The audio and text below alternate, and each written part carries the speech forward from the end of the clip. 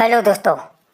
लो फिर आ गए हम आपके सामने आपके लिए एक गजब की इंटरेस्टिंग कहानी को लेकर। क्या आपने कभी सोचा है कि बुरी शक्तियाँ भी अच्छाई की राह पर चल सकती है?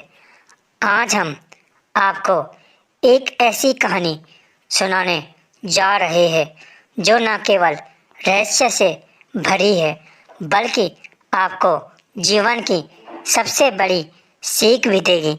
यह कहानी है भोलेनाथ और एक चुड़ैल के बीच की, जो अंत में अपनी गलतियों को समझते हुए एक नई राह पर चल पड़ी।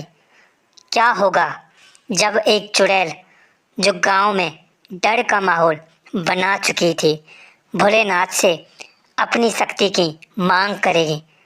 तो आइए जानते हैं इस दिलचस्प और रहस्यमय कहानी को। तो चलिए शुरुआत करते हैं इस अद्भुत कहानी की। एक समय की बात है, एक छोटे से गांव में लोग बहुत खुशहाल रहते थे।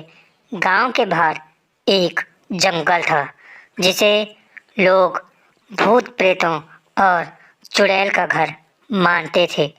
लेकिन गांव वाले भोलेनाथ के प्रति अपनी श्रद्धा और विश्वास से भयभीत नहीं होते थे।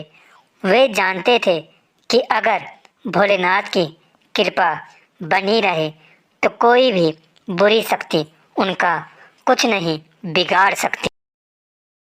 एक दिन गांव में एक नई चुड़ैल आई। उसका नाम माया था। वह बहुत ही डरावनी और शक्तिशाली थी। माया ने गांव में कहीं असामान्य घटनाएं शुरू कर दी। लोग घबराने लगे, लेकिन कोई भी उसे हराने का तरीका नहीं जानता था। एक दिन माया भोलेनाथ के मंदिर में चली गई। उसने सोचा कि अगर वह भोलेनाथ की शक्ति को चुराएगी तो वह और भी शक्तिशाली बन जाएगी। उसे कोई नहीं हरा पाएगा। जैसे ही माया ने मंदिर में कदम रखा, वैसे ही एक रहस्यमय आवाज आई, माया, तुम मुझसे क्या चाहती हो? तब माया ने कहा, मैं तुम्हारी शक्ति चाहती हूँ भोलेनाथ। मुझे और शक्ति दो ताकि मैं सब पर राज कर सकूं। ही हा हा हा। भोलेनाथ प्रकट हुए और उन्होंने कहा, तुम क्या जानती हो शक्ति के बारे में? शक्ति केवल बाहरी नहीं, अंदर से भी होनी चाहिए। अगर तुम मेरे जैसे बनना चाहती हो तो तुम्हारे दिल में अच्छाई और सच्चाई का होना जरूरी है।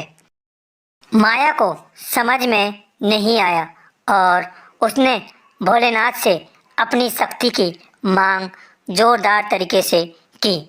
हे भोलेनाथ, मुझे कुछ समझ नहीं आया, लेकिन आप मुझे बस शक्ति दीजिए। हैं, हाँ भोलेनाथ। तब भोलेनाथ ने कहा, अगर तुम सच्चे दिल से अपनी गलतियों का पछतावा करोगी और लोगों का नुकसान पहुंचाने के बजाय उनका भला करोगी तो मैं तुम्हें शक्ति दूंगा।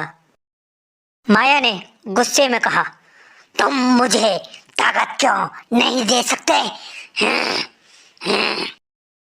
भोलेनाथ ने कहा, जो व्यक्ति दुष्टों को डराता है वह कभी शक्तिशाली नहीं हो सकता।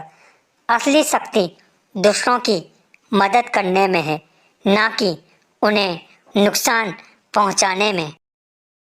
माया ने सोचा और कुछ समय बाद उसने अपना दिल बदल दिया।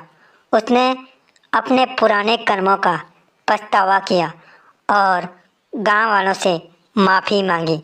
मुझे माफ़ कीजिए, मुझे माफ़ कीजिए गांव वालों, मैंने आपके साथ बहुत बुरा किया। उसने अपने शक्ति का इस्तेमाल गांव के लोगों के भले के लिए किया और धीरे धीरे उसकी बुराई मिट गई। अब वह एक अच्छी और सहायक चुड़ैल बन गई।